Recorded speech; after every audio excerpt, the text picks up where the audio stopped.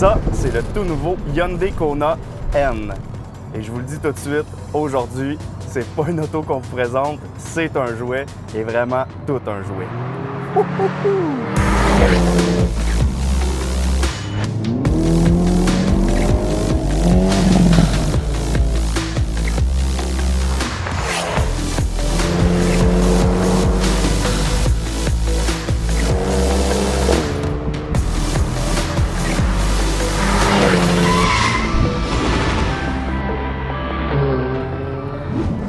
Les VUS sous-compacts, c'est pas mal l'espèce de compromis parfait entre une auto et un VUS. Hein? C'est spacieux, mais c'est pas trop gros. C'est pratique l'hiver parce que c'est quand même assez haut. C'est abordable et le choix est hyper vaste. Il y en a pour tous les goûts, non seulement en matière de design, mais aussi au point de vue mécanique. Et le meilleur exemple, c'est justement le Kona qui se décline en version à essence normale, en version N-Line avec un look un peu plus sportif et même en version électrique. Alors, dans le monde automobile, je pense qu'on peut dire que c'est pas mal le segment qui rejoint le plus les gens, disons, rationnels, c'est-à-dire ceux qui veulent juste un moyen de transport beau, bon, pas cher pour se rendre du point A au point B. Et je pense aussi que c'est ce qui explique en grande partie pourquoi on en croise autant sur nos routes au Québec.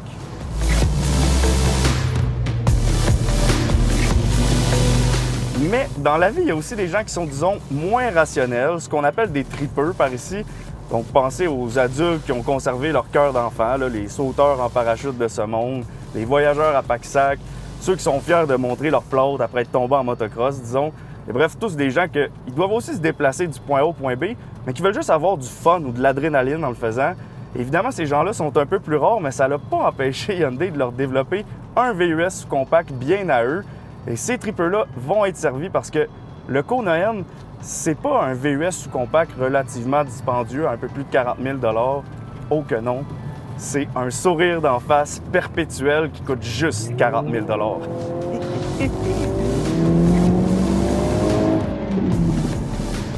Et à ce prix-là, on a droit premièrement à un 4 cylindres de 2 litres turbo-compressé qui développe 276 chevaux et 289 livres-pieds de couple, à une boîte automatique à double embrayage à 8 rapports, hyper rapide, et elle transmet la puissance aux roues avant seulement, donc pas de traction intégrale. Mais même à ça, on peut boucler le 0-100 km/h sous les 5,5 secondes. Et ça avance, ça colle. Et honnêtement, c'est impossible de ne pas rire en conduisant cette auto-là parce qu'elle est juste complètement folle.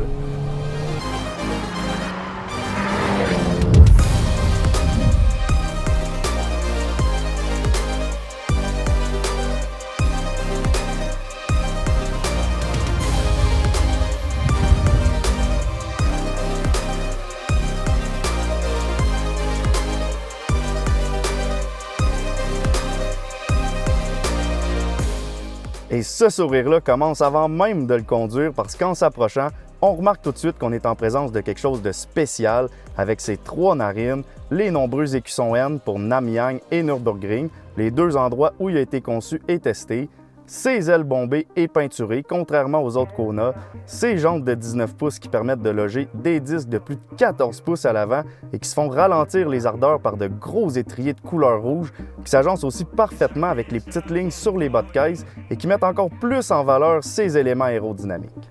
Mais ce qui attire encore plus l'œil que ça, c'est évidemment l'immense aileron avec un feu au centre, un peu comme une Formule 1, et surtout les 2 gigantesques pots d'échappement qui risquent, ou plutôt qui vont irriter les oreilles des bien-pensants, mais qui vont aussi faire lever le poil sur les bras de ceux qui ont encore de l'essence qui coule dans leurs veines, parce qu'écoutez ça, c'est vraiment tout un orchestre.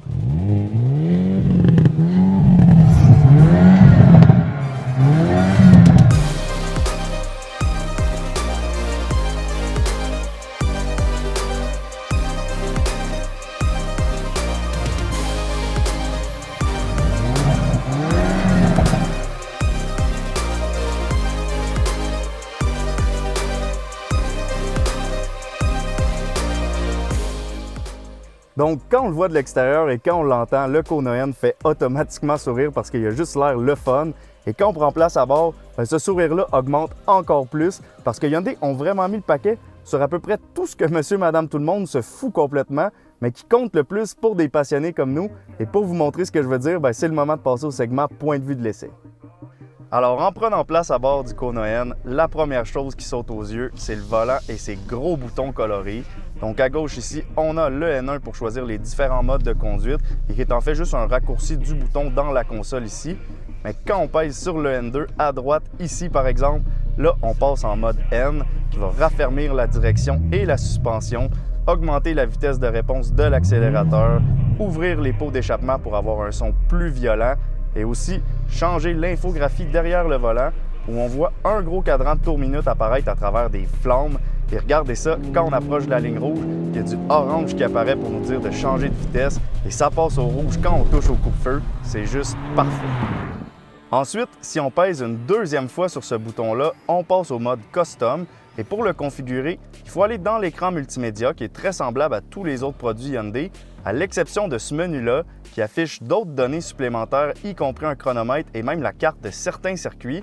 Et quand on passe à la deuxième page, c'est là qu'on peut finalement préconfigurer notre mode Custom. Et comme vous pouvez voir, on a une tonne de différentes options qui s'offrent à nous, allant même jusqu'au réglage des tours-minutes pour le Launch Control, ce qui est hyper pratique pour les amateurs de drag, entre autres, qui vont pouvoir s'ajuster selon l'adhérence de la piste. Et parlant d'amateurs de drag, c'est pas tout pour vous, parce qu'on a aussi un gros bouton rouge sur le volant où c'est écrit NGS pour N Green Shift, qui est en fait un overboost qui offre 10 chevaux de plus pendant 20 secondes pour faire monter la puissance à 286 chevaux.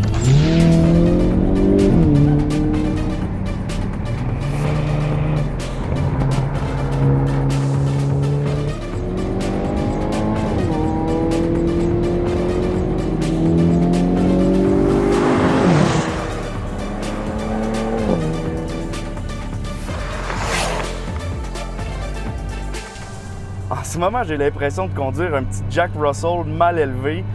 En ligne droite, c'est vite, ça brasse, ça jappe fort. Et à 3300 livres, c'est relativement léger, donc on peut changer de direction en une fraction de seconde. Et en entrée de courbe, on a un peu de sous-virage, mais en sortie de courbe, on a beaucoup de torque steer dans le volant. Et c'est voulu. Et bon, c'est vraiment toute une expérience conduire cette auto-là. Et en fait, je pense que la seule chose que je regrette, c'est de ne pas avoir attendu que la piste soit complètement dégelée. Mais au moins, on va pouvoir se reprendre probablement cet été avec l'Elantra N. Et ça aussi, mes amis, je vous garantis que ça promet. Pour le reste de l'intérieur, oui, c'est fonctionnel parce qu'on a plusieurs boutons physiques et beaucoup plus de place à l'arrière par rapport à une Golf GTI, par exemple. Mais ça reste que je pourrais pas dire que c'est un habitacle vraiment luxueux. Et honnêtement, on s'en fout parce que le Kona N, il n'y a juste pas cette prétention-là. Et en fait, c'est ça que j'aime du Kona N, il y a zéro prétention. Tu ne prends pas pour une Golf GTI ou une Civic Type R parce qu'en fait, il laisse plus ça à sa petite sœur, l'Elantra N. Lui, il veut juste être un VUS haute performance, le fun et relativement abordable. Et dans cette niche-là, il est le seul de sa race et je sens qu'il va le rester pour encore un bon petit bout parce que j'imagine juste pas, disons, Honda vendre un HR-V Type R ou Toyota un CHR GR ou un Kicks Nismo ou un Escape Raptor, ou bref, vous voyez un peu ce que je veux dire, là. Il y a juste la division N chez Hyundai qui ont eu assez de courage pour développer un produit comme ça. Et même si ça représente juste 3, 4, peut-être 5% des gens qui achètent des Kona, ben, ça reste que ces gens-là méritent tout notre respect parce qu'eux, ils ont compris c'était quoi s'amuser dans la vie. Il faut dire aussi qu'avec la petite production qu'il va avoir du Kona N, ben, ça risque d'être un produit assez rare et assez recherché aussi, surtout ici au Québec. Et donc, pas un choix si irrationnel que ça finalement, surtout quand va venir le temps de le revendre sur le marché d'occasion.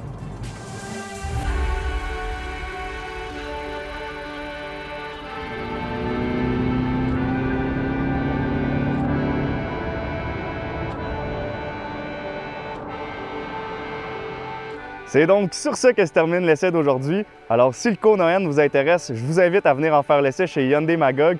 Et d'ici là, comme toujours, n'oubliez pas de liker, commenter et surtout à vous abonner à notre chaîne. Et là, je vous dis, on se revoit bientôt dans une prochaine capsule.